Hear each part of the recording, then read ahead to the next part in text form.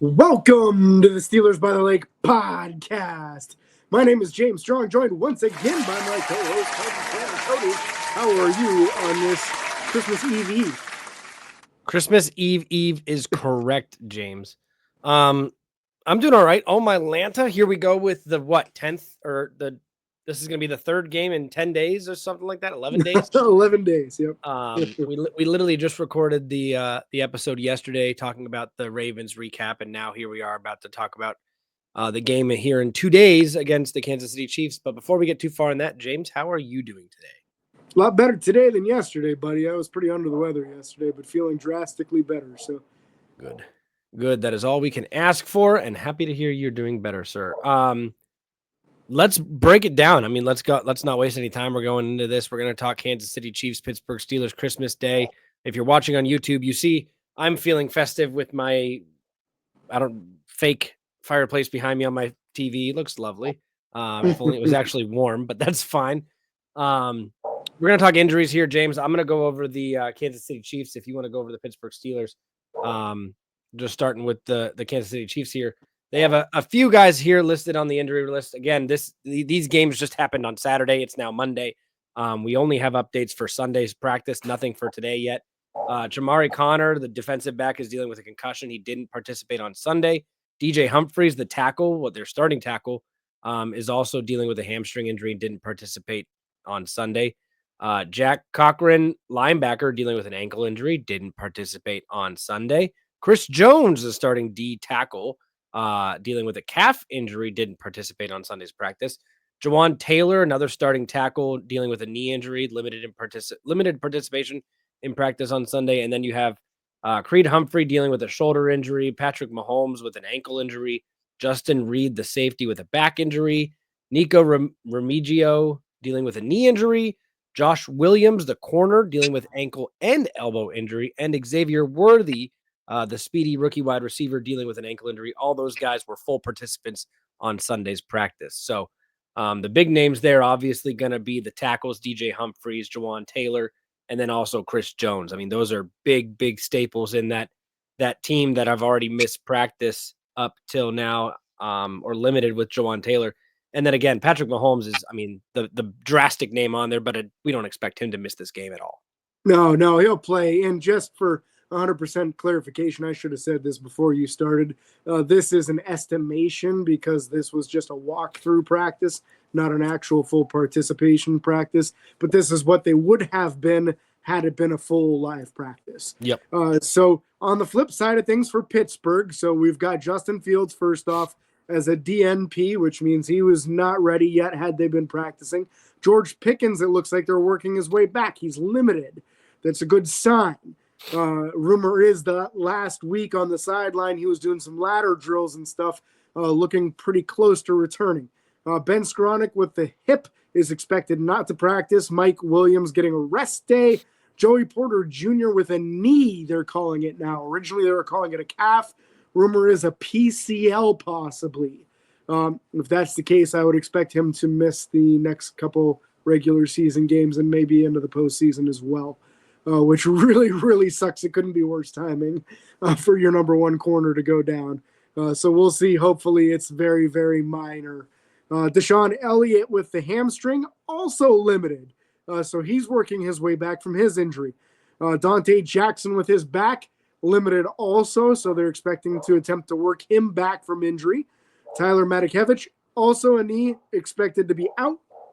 Rest days for Elandon Roberts, Isaac Seumalo, TJ Watt, and Cameron Hayward. Larry Ogunjobi limited with his groin, so also working his way back. All these guys that are limited have a chance of playing, and if we get even half of those guys back, that is a very good sign for the possibility of what Pittsburgh can be health-wise going into this game here. So really need to see some of these limiteds turn into fulls later on in the week. Yeah, I mean, you look at 6 of the first 7 on that list are position or skill players on offense and defensive side of the ball. You got 3 wide receivers on the injury list, as well as 2 corners and a safety. That is a massive hit. And let me clarify, your 2 starting corners and a starting safety, and your 2 starting wide receivers and a receiver that is coming up and making a name for himself. It's just kind of crazy to see the extent of these injuries. You have 2 linebackers, actually 3 linebackers on this list, but again, 2 of them are dealing with rest. Larry Ogunjobi, it'd be nice to have him back. You kind of didn't realize, we talked about it yesterday. We didn't think we'd miss him, but wow, there's a drop off from Larry to the rest of the cast and crew. So unfortunate for that. Hopefully we get 1 or 2 of these guys back.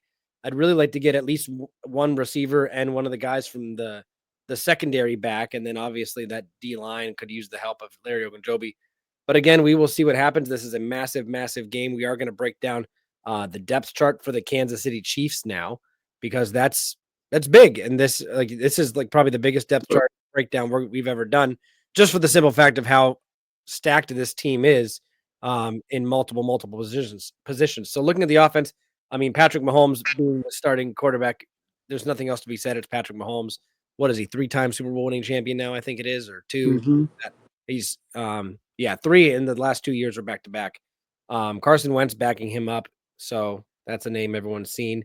Wide receivers, Xavier Worthy, the speedy rookie, is listed as a starter, as well as DeAndre Hopkins. DeAndre Hopkins has a colorful career throughout his NFL so far, and then also Juju Smith-Schuster. Everyone knows that name. I thought he was on the IR, but I guess he might be off now. I'm not sure. Justin Watson listed as a backup receiver as well, and Kiko Remigio. All those guys are very capable wide receivers. And then you look at the offensive line. I'm going to go there before I go tight end, running back, just because it's huge. DJ Humphries, that starting left tackle, Joe Thuney, the left guard, Creed Humphrey, the center. Again, a center that you and I were kind of high on outside of his I think his arm length was the one thing we were worried about, but he's come in and done a really good job in the NFL. Right guard Trey Smith and right tackle Jawan Taylor. Again, if Humphries and Taylor can't go, Wayne Morris, the backup left tackle, and Ethan Driscoll, the backup right tackle, will be the guys starting, which would be huge for both Alex Highsmith, TJ Watt, and Nick Herbig and all those guys. Would be nice to go against some backups in those positions. And then you have running back Isaiah Pacheco and Kareem Hunt. Kareem Hunt's bounced around the league after a stint with abuse. Apparently, he's back in the. Or is he the one that got cleared? I don't remember. No, he's the one that there was the video of him fighting a female in the hotel, and he kicked her in the head while she was laying on the ground. Yeah. And after nobody in the league wanted him, the Cleveland Browns signed him and kept him for 3 or 4 years. I'm very surprised that he made his way back to the Kansas City roster after that baloney, man. There was no reason for anybody to touch him, honestly. Nope. And then you also have Carson Steele, the starting fullback. And then don't forget the tight end room, Travis Kelce. You like the Steele name, I know. Travis Kelce and Noah Gray as the 1 and 2 tight end room. Travis Kelce, very capable. Quiet year for Kelce so far. Very, very quiet year for him. Absolutely. Carson Steele had a few games as the feature back. That's how banged up the running back room got. So where he was the featured running back.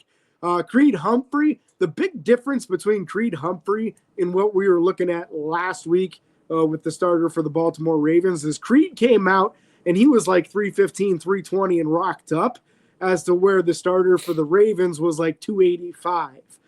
So the arm length was an issue, but the anchor was not. So Creed Humphrey very, very quickly established himself as a top center in the league. And that's the strength on this offensive line, right, is the interior 3. Those 3 are tough, man. Tough in the run game, tough to beat rushing the passer, a little bit weaker in the offensive tackles. So that's where you got to try to attack these guys. Yep. And the tight ends for this team are not blockers. Travis Kelce, Noah Gray, these are receiving tight ends. Even Isaiah Pacheco, the starting running back, not a chipping kind of dude, right? He's the speed running back. So you might have an opportunity here of possibly getting a few more clean releases from your edge rushers, which could lead for a better day. Alex Highsmith quietly putting together a very nice season for Pittsburgh. Seems like he's coming up with a strip sack or a forced fumble or something every single week since he's been healthy, and even at the beginning of the year before getting injured. To the defensive side we go here. Up front, probably the strength of this unit with Chris Jones and Tershawn Wharton at the defensive tackle positions. Defensive ends, George Karlaftis and Mike Dana will get after your quarterback a decent amount. The linebacking crew in this 4-3, Nick Bolton, Drew Tranquil, and Leo Chenal. All three very highly athletic dudes, also physical. Yeah. Yep. Yeah, very fast, very physical guys. So you're not likely to outrun them to the edge. You're not likely to run them over. So very, very good linebacker core here for this group. As far as the secondary, Trent McDuffie and Josh Williams will be their starting corners, with Keith Taylor and Nazeeh Johnson backing them up. Starting safeties will be Justin Reed and Brian Cook, with Jaden Hicks and Chamari Connor backing them up. So it doesn't list who their nickel corner is. I'm going to guess that it's probably either Nazeeh Johnson or Keith Taylor, most likely one of those two. But Justin Reed, a highly talented safety. So you might have some opportunities as far as the secondary, but the front seven might be a rough one to attempt to run against. This defense has quite a good reputation this year. Yeah, and then also looking at their special teams, Harrison Butker, the kicker, Matt Arezia, the holder and punter, long snapper James Winchester, punt return is Xavier Worthy, kick return is Sam G. Ryan. Very capable guys in all those positions. I think the big thing, and I almost want to go back to the defense. Yeah, do it. Just for a hot second. These linebackers are underrated, and I think the D line is almost overrated. I think a lot of the times that we're going to see pressure is going to be when they run stunts and trying to wrap around and confuse the offensive line. I don't think anyone on this D line outside of Chris Jones gets a lot of pressure just off the bat. They typically have to have help or distraction to, fake blitzing a corner or fake blitzing an inside linebacker to get some assistance. That's just what I watched a little bit from last week's game. And so I'm hoping that can continue to be the same for us. Again, the big concern here that, this game is in Pittsburgh, and everyone who's watched the Kansas City Chiefs all year long has seen that they get away with a lot of stuff. The false starts on the offensive line almost every single game. They're going to be doing that again with TJ Watt, Alex Highsmith. They're going to be trying to get a step ahead of them. Keep an eye on those things that are going to be happening. But real quick, before we hop into the 3 keys to success, we're going to share a little thing from our sponsor. So real quick, supporters of Steelers by the Lake podcast include the Edinburgh Hotel, offering free buzzworthy pub trivia every Wednesday at 7 p.m., located at 100 Meadville Street in downtown Edinburgh. More information is available at 814-734-5103 or at edinburghhotel.tripod.com. Go check them out. They are an amazing place to be. Pat's the owner. Pat's a good guy. Massive Steelers bar. If you want to go watch a Steelers game there, highly recommend it. That's most of the time where I'm at. But now, James, it's time for our 3 keys to success, and I'm going to let you go first today. Oh, I was going to let you go first, but I'll go first. You go first? You go first, because last week you didn't get a chance to even give yours. So that's true. Let's let you do the honors this week. All right. So my 3 keys to success are going to be very, very simple. Number 1, move the ball and have sustained drives. I don't want to see a single 3 and out in this game. I'm very hopeful that they can come up with a way to at least get a first down on every drive. I'm not expecting them to go score on every drive, as amazing as that would be. But I really want to see us be able to get a first down, be able to move the ball successfully on first down, hopefully more through the air than we've attempted in the past. I'm tired of seeing the runs on first down. I want to see sustained drives. I want to see 0 3 and outs. That would be literally a Christmas miracle. So there's number 1. Number 2, and James, this is just mostly because of last week, win that turnover battle. We saw what happened with Russell Wilson. Russell Wilson's obviously going to be starting this game again. I want to see Russell Wilson come out and have, and I'm going to be specific on this if you want to put down the goal. I want him to have a 3-to-1 touchdown to turnover ratio. I don't care if it's a fumble, interception, whatever. I want him to score 3 touchdowns some way, shape, or form on offense and if he's going to have a turnover. I want to see 3-to-1 ratio from Russell specifically. And last but not least, don't allow Patrick Mahomes to be Patrick Mahomes. Get pressure. Don't allow him to get out of the pocket. Don't allow him to extend plays.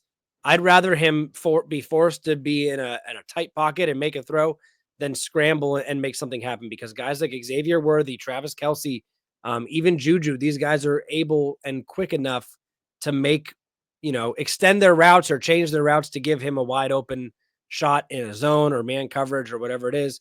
If we allow him to extend those plays, it's not going to lead for a good time for the Pittsburgh Steelers defense.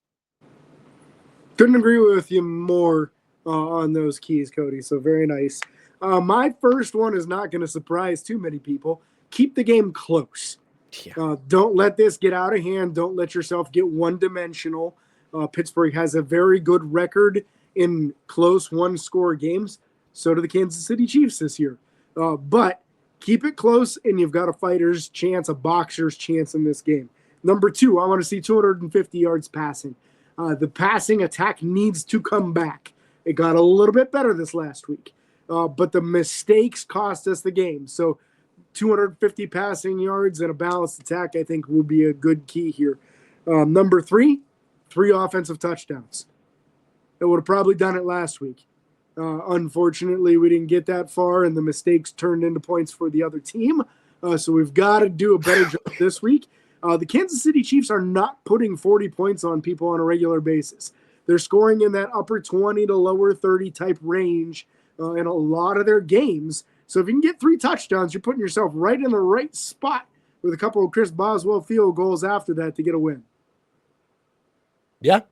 Yeah, James, I like those. I'm just curious now that you're talking about, the scoring. Pittsburgh's actually done a fairly good job scoring this year. I'm curious to see who kind of leads the league in scoring as far as team scoring leaders, and comparing that real quick.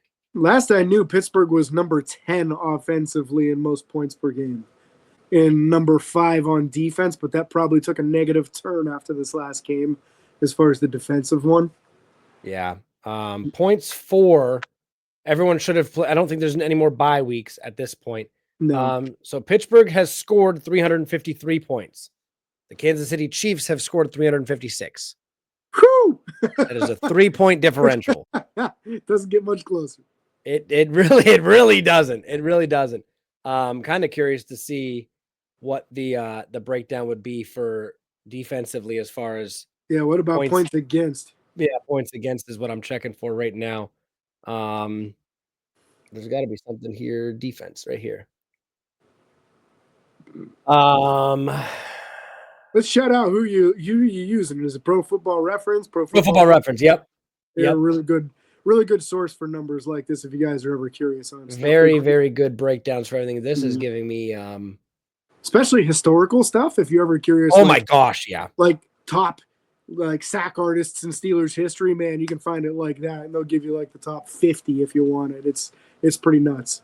Kansas City Chiefs have allowed 278 points. Yes. Pittsburgh has allowed 299. That's close too. It's closer than I thought it would be, honestly. I know that Pittsburgh's defense has been good, but I know that we've given up a couple big games. So that's very, very interesting. Yards wise, they're also beating us in yards by about 200 yards. It should be after the last couple games. Yeah, it hasn't been a good time. But yeah, so I mean, I think these teams are more closely comparable than people give them credit for, at least give Pittsburgh credit for. But again, I won't be light after last week. No, Pittsburgh looks horrible. The last 2 weeks, Pittsburgh doesn't look like a football team. They don't look like an NFL team. They look like they're a D2 team at best with a offensive coordinator that doesn't know how to play call. And I'm not saying that in any kind of rude way. I'm saying that just because that's what it looked like. So hopefully we can get something changed around, something different. But that is going to wrap up the 3 keys to success, but we got to do scoring predictions. That's very true. James, you want me to go first here too? I do want you to go first here. I have it being 28-24 Kansas City. We're pretty close on this one, Cody. Are we? We are. We are. Oh, I'm going 27-24, but with a Pittsburgh Steelers victory, they're going to turn ooh. this season around in this game right here. I just Ugh. feel the momentum. I think we're going to get either George or Deshaun back, maybe even both of them. Going to get some nice performances from these young cornerbacks, Beanie Bishop, Corey Trice. This year, Patrick Mahomes has been making a lot of mistakes, turning the ball over a lot more than normal. So this is the game to really get after him, force some turnovers. He's got one good leg right now, so he's not going to be as mobile as normal when he tries to scramble. This is the time to take advantage of it, really get after him, force some turnovers. I think Pittsburgh's coming out with the win and getting the season back in the right direction. There you have it. You heard it here first. James thinks Pittsburgh's going to get the win. If you guys think Pittsburgh's going to get the win or the loss, go ahead and share with us on social media or in the comments if you're watching on YouTube. We will share your responses next on the recap show, which should be, who knows, probably Thursday or Friday. Probably Thursday. Yeah, it could be Thursday. We'll wait and see what's going to happen this week. Again, we can't thank you guys enough for listening or watching. Again, if you're on YouTube, don't forget to like and follow on Facebook, Twitter, Instagram, TikTok, and YouTube. Subscribe on YouTube, ring the bell. It's free. It doesn't cost you anything. Don't forget 5-star reviews on Apple Podcasts. Make James here very happy. And until next time, this is your host, James and Cody, signing off. Peace.